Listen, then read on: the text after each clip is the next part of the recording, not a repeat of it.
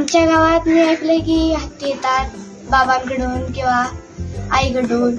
मग ते आनंद शिंदे काका आमच्या शाळेत आलेले वॉल पेंटिंग करायला. आम्ही त्यांना प्रश्न विचारले, कसं असे हत्तीला कसे सांभाळता, कसं ट्रेनिंग देता त्यांना.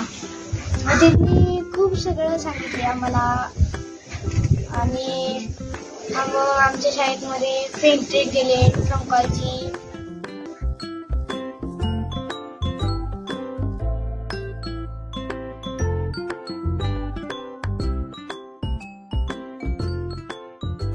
मग काकांनी सांगितले की हत्तींना ढोल वाजवायचे नाही, स्पीकर लावायचे नाही, फटाके वाढवायचे नाही, बॉम्ब असलं आवाज येणार काय करायचं नाही.